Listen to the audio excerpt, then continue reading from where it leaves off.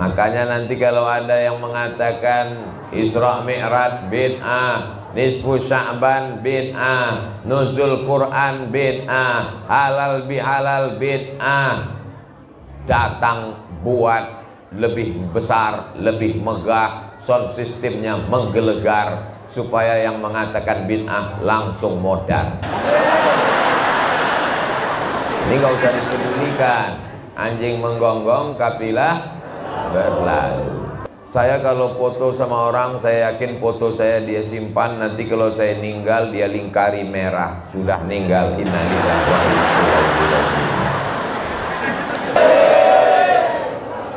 Bismillahirrahmanirrahim. Assalamualaikum warahmatullahi wabarakatuh.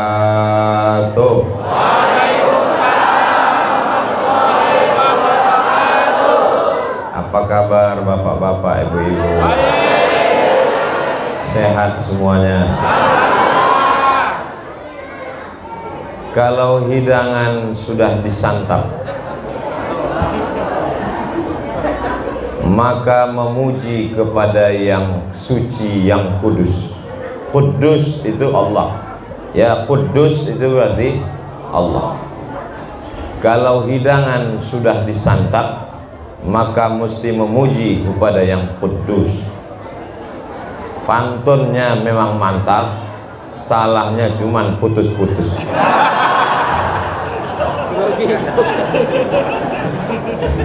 Jadi pantun itu biasa memang dibuka di awal supaya suasananya cair. Itu pembawa acaranya, Masya Allah, tabarakallah. Mudah-mudahan panjang umur. Alhamdulillahi Rabbil Alamin. Wassalatu wassalamu ala ashrafil anbiya'i wal mursalin Sayyidina wa maulana wa syafi'ina Muhammadin wa ala alihi wa sahbihi wa man tabi'ahu ila yaumiddin. Yang sama-sama kita hormati guru kita semua, Al-Mukarram, Al-Ustaz Kiai Haji Abdul Syukur, matta'anallahu bituli umri, sahibul hajat, tokoh masyarakat, Bapak Haji Syamsuddin beserta keluarga, beserta seluruh jamaah yang tak dapat saya sebut satu persatu, insya Allah semuanya dimuliakan Allah Subhanahu wa ta'ala. Amin ya rabbal alamin. Sekarang kita sedang berada di bulan Februari, bertepatan bulan Rajab. Di bulan Rajab itu ada momen besar yang luar biasa bernama Isra Mi'raj. Selesai Rajab masuk bulan Sya'ban, ada lagi luar biasa bernama nisfu Sya'ban. Selesai Sya'ban masuk Ramadan, ada lagi luar biasa bernama nuzul Quran. Selesai itu masuk di bulan Syawal, ada lagi momen luar biasa halal bihalal. Momen-momen ini sebenarnya diciptakan Allah untuk menjadi titik temu di antara kita. Maka kalau ada acara, hadir, datang, duduk, diam, dengar. Ngantuk-ngantuk dikit dapat pahala. Makanya kalau ada jamaah yang ngantuk, saya nggak pernah marah. Itu menunjukkan bahwa ceramahnya merasuk ke dalam hati. Nah, makanya nanti kalau ada yang mengatakan Isra Mi'raj bid'ah, nisfu Sya'ban bid'ah, nuzul Quran bid'ah, halal bihalal bid'ah, datang buat lebih besar, lebih megah, sound sistemnya menggelegar, supaya yang mengatakan bid'ah langsung modar. Ini nggak usah dipedulikan. Anjing menggonggong, kapilah berlalu. Tapi aduh, takut. Sebelum peristiwa Isra Mi'raj yang hebat, yang luar biasa, dari Masjidil Haram ke Masjidil Aqsa, naik ke Sidratul Muntaha, melihat surga dan neraka, ayat-ayat kuasa Allah, maka sebelum itu banyak yang dilalui oleh Rasulullah sallallahu alaihi wasallam. Di antaranya orang Makkah tidak menerima dakwahnya, diembargo, dimusuhi, dilempar, dicaci maki.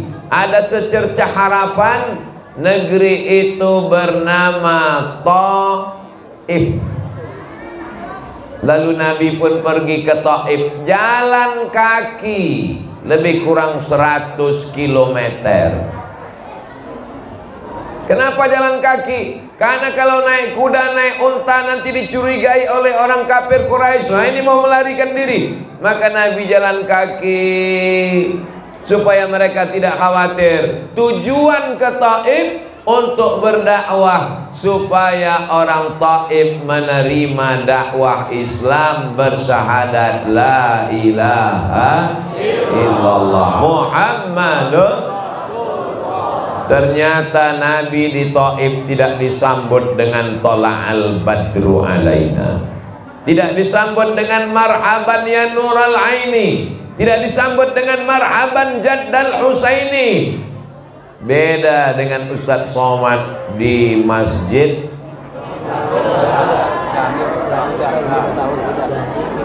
Miftahul Huda. Di Miftahul Huda disambut dengan buah jeruk, dengan anggur di dalam. Sambut anggur, minuman, kue-kue, tapi nggak ada yang bisa dimakan karena sibuk foto.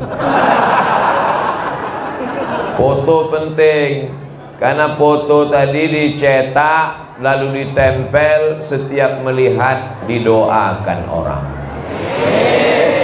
Sampai hari ini foto saya dengan almarhum Tuan Guru Kiai Haji Muhammad Arifin Ilham, kalau saya lihat saya kirim Al-Fatihah, Allahumma fillahu warhamhu wa'afihi wa'afu anhu. Itu tujuan foto, bukan untuk gagah-gagah, bangga-bangga. Betul? Saya kalau foto sama orang, saya yakin foto saya dia simpan, nanti kalau saya meninggal dia lingkari merah, sudah meninggal, innalillahi wa inna ilaihi raji'un. Gak apa-apa, dia posting, yang penting orang jadi tahu dan kita dapat doa, bukan dosa.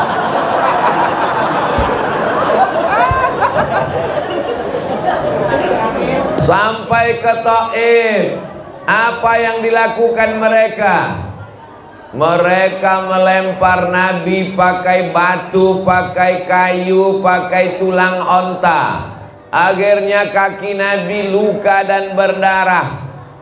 Terompah sendal basah karena darah Nabi yang luka. Nabi berlindung di balik bukit. Apa kata malaikat Jibril alaihissalam? Kalau menetes darah kakimu itu ke tanah, kuratakan Taif itu semuanya, hancur lebur.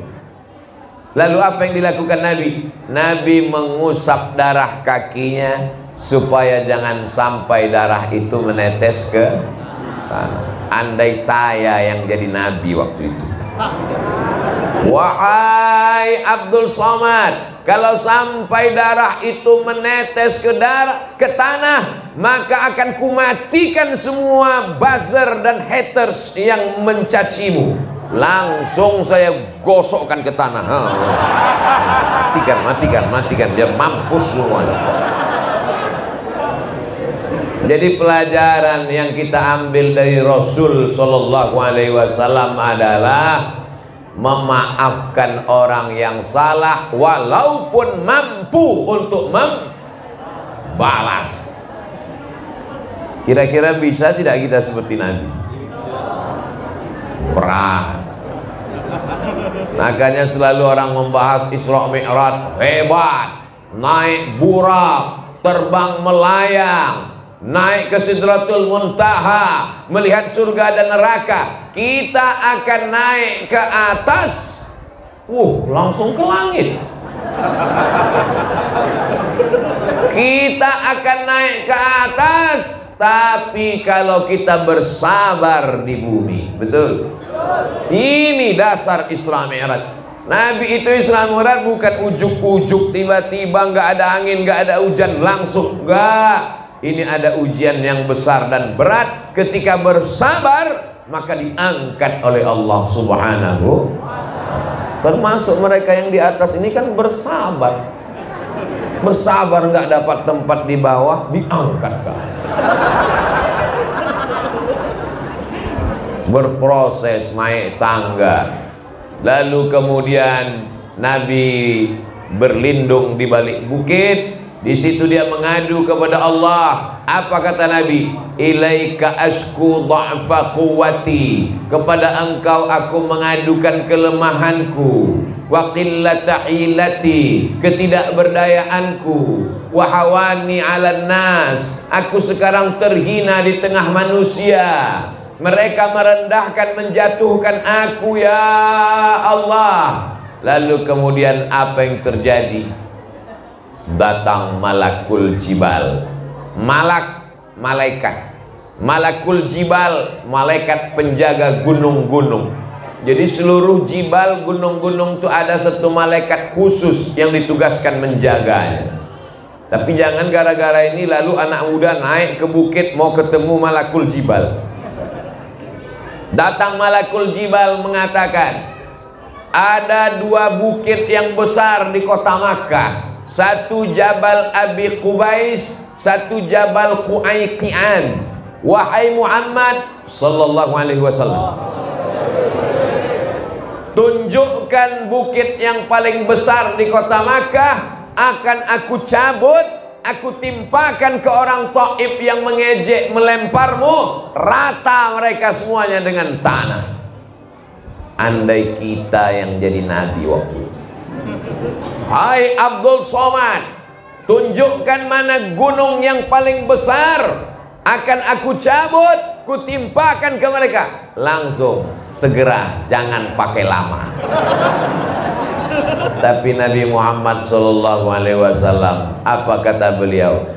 Asallah an yukhrij min aslabihim man ya'budullah wa la yusyrika bihi syai'a. Ya Allah, keluarkanlah dari tulang sulbi mereka anak cucu yang akan menyembah Allah dan tidak mempersekutukan Allah dengan apapun.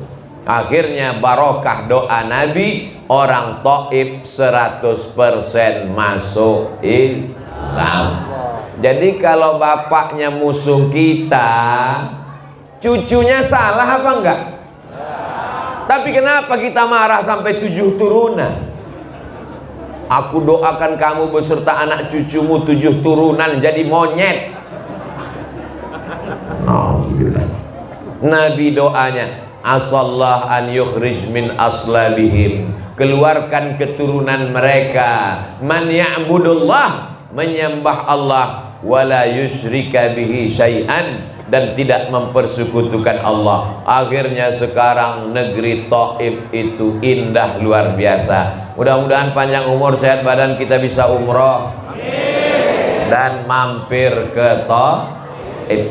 Di Taif itu subur, dingin, ada wortel, ada timun, ada bunga-bunga seperti puncak, indah. Dan sekarang semuanya sudah muslim, bersyahadat asyhadu an la ilaha illallah wa asyhadu anna muhammadan rasulullah. Ini pelajaran dari Taif. Lalu Nabi Muhammad SAW pun pulang dari Taif. Dalam perjalanan pulang, Nabi membaca Al-Quran. Ketika sedang baca Quran, turun surat juz 29, namanya surat Al-Jin. Qul uhiya ilayya annahu istama'a nafarum minal jin. Ada beberapa orang jin. Kok beberapa orang? Ada beberapa jin mendengar Nabi baca Quran. Apa kata jin itu? Inna sami'na Qur'anan ajaba. Kami mendengarkan bacaan Al-Quran itu sangat menakjubkan.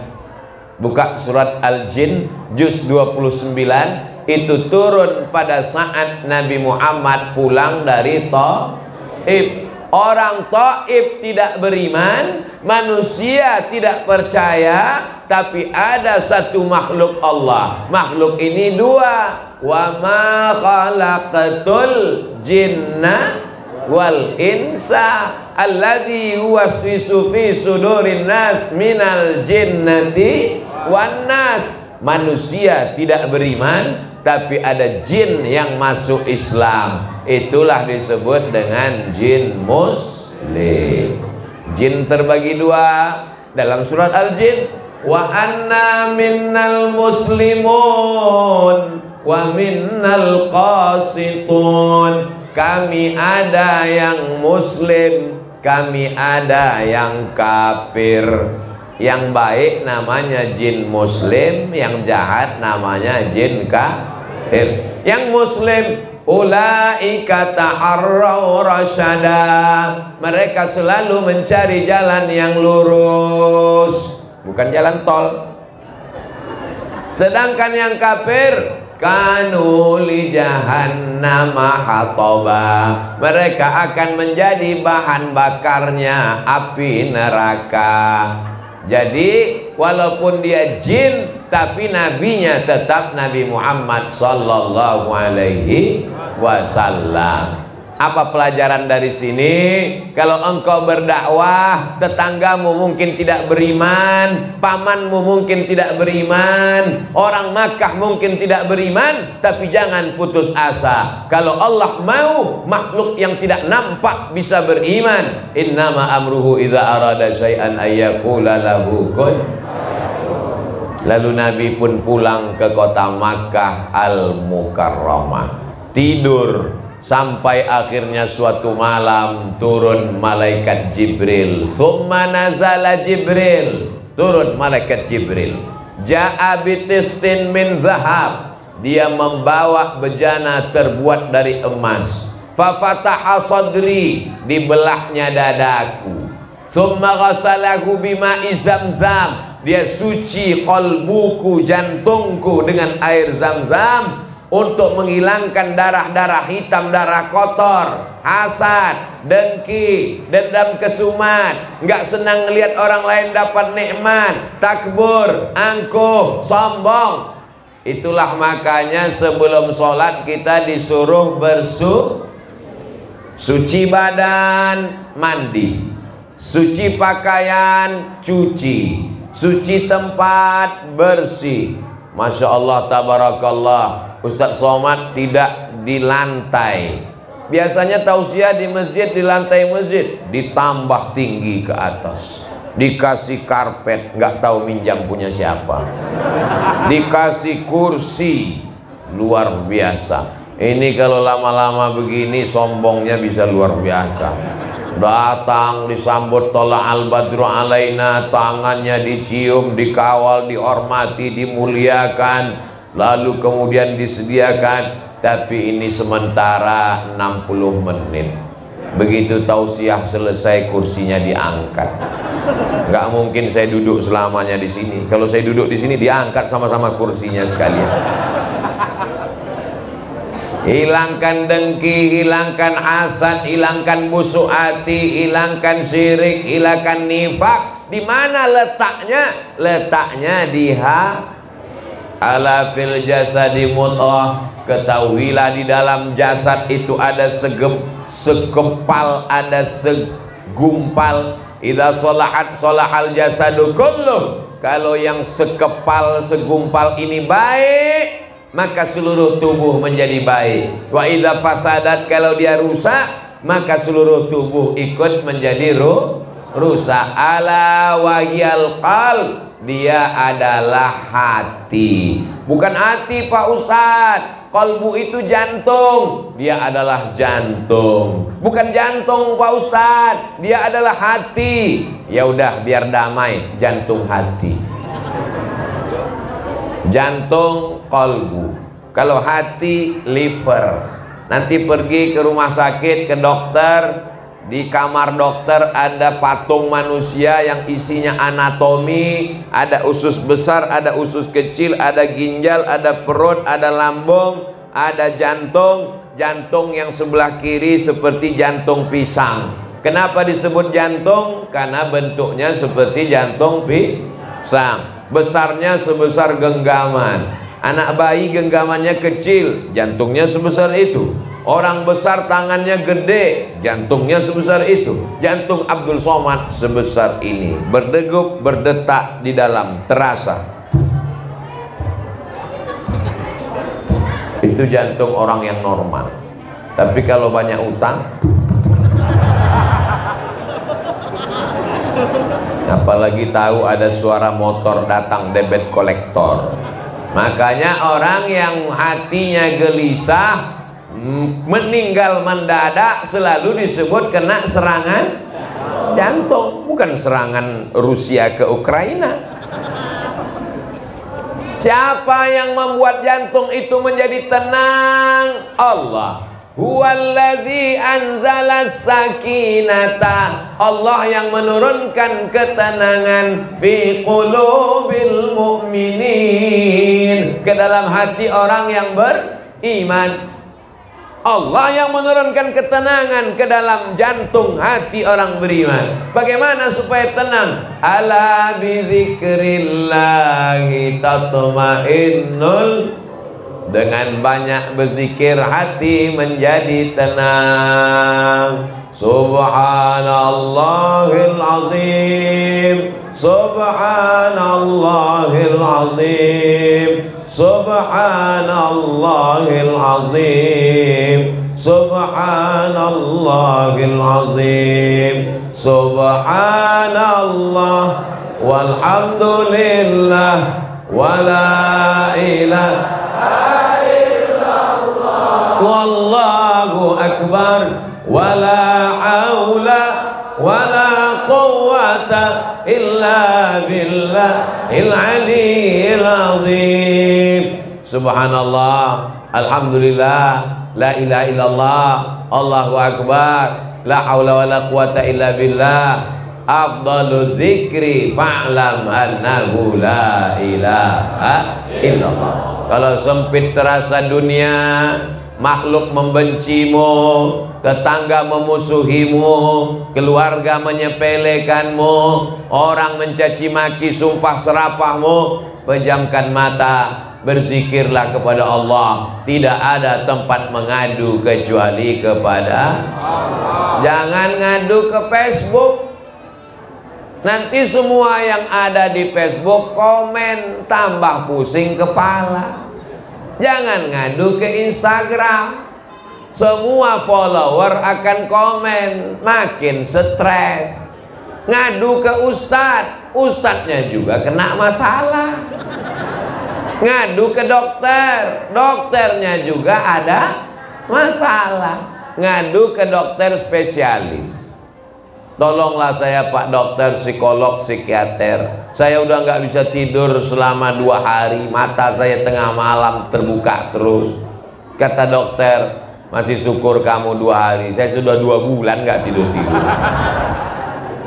Mengadulah kepada Allah, meminta, memohon kepada Allah. Ambil air wudhu, sholat sunat 2 rakaat, usolli sunnatal hajat rakaataini lillahi ta'ala. Allahu akbar. Masalahku ini besar, engkau lebih besar. Allahu akbar kabira. Aku sekarang tidak dipuji-puji orang, karena pujian hanya milikmu. Walhamdulillahi katsira. Namaku sudah dijelekkan orang, dicaci maki, karena memang yang suci cuman engkau. Wa subhanallahi bukratan wa asila. Aku tidak menghadap ke Pak Camat, aku tidak menghadap ke Pak Bupati, aku tidak menghadap ke wali kota dan gubernur, aku tidak menghadap kepada siapapun. Aku menghadap hanya kepada engkau. Wajjahtu wajhiya lilladzi fataras samawati wal arda. Aku berserah diri kepada engkau, hanifan musliman wa ma ana minal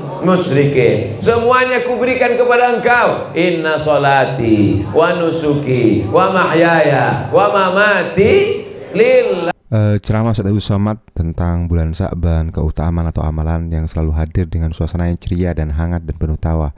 Beliau tidak hanya menyampaikan ilmu dengan cara yang mendalam, tapi juga mengemasnya dengan humor ringan, membuat jemaah merasa nyaman dan antusias. Dan ini sudah sering kali beliau lakukan. Dalam suasana yang penuh canda tawa, Ustaz Abdul Somad mengajak umat Islam untuk memahami bahwa beribadah tidak selalu harus kaku dan serius, tapi juga bisa dilaksanakan dengan penuh kebahagiaan dan ketulusan hati. Ustaz sering memulai ceramah-ceramah dengan cerita-cerita ringan yang membuat jemaah tertawa, namun tetap mengandung moral yang besar. Dalam beliau juga cerdas menghubungkan antara syarat ibadah di bulan tertentu, ya utama di bulan Sa'ban kali ini, dengan kejadian-kejadian sehari-hari, sehingga mudah difahami dan tetap menghibur. Misalnya, beliau terkadang menyebutkan betapa pentingnya menjaga niat ketika berpuasa di bulan Sa'ban, dan gaya humoris yang beliau menyebutkan bagaimana jika niat kita hilang hanya karena godaan makanan menggoda di sekitar kita. Menjelaskan keutamaan bulan Sa'ban, nisfus Sa'ban, Ustaz Abdul Somad juga menyampaikan dengan senyum lebar bahwa betapa beruntungnya umat Islam yang bisa beribadah di bulan ini karena Allah Subhanahu wa taala begitu memperhatikan amalan perbuatan hambanya. Beliau menekankan dengan bercanda, bulan Sa'ban bukan hanya sekedar menunggu Ramadan, tapi juga untuk mempersiapkan diri sebaik-baiknya. Jangan sampai ingat niat puasa kita di hari para pertemuan nanti akan malah bingung. Selain itu, Ustaz Somad juga membagikan kisah-kisah lucu tentang Nabi Muhammad SAW dan para sahabatnya, sehingga suasana ceramah terasa hangat dan penuh tawa. Beliau mengingatkan bahwa beribadah di bulan Sa'ban adalah kesempatan emas untuk memperbaiki diri dengan cara yang menyenangkan. Jangan sampai tidak berpuasa, utamanya pada bulan Ramadan.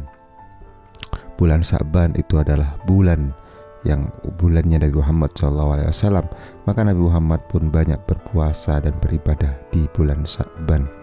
Sedangkan bulan Ramadan adalah bulan untuk umatnya Nabi Muhammad SAW. Nah, dengan cara santai, ceria dan penuh humor, Ustaz Abdul Somad memberikan pemahaman yang lebih mendalam mengenai bulan Sa'ban, namun tetap menjaga suasana hati jamaah agar tetap gembira dan termotivasi untuk beribadah dengan lebih baik. Dengan cara ini, beliau berhasil menyampaikan pesan penting dengan cara yang menyenangkan. Semoga bermanfaat. Kurang lebihnya mohon maaf. Assalamualaikum warahmatullahi wabarakatuh.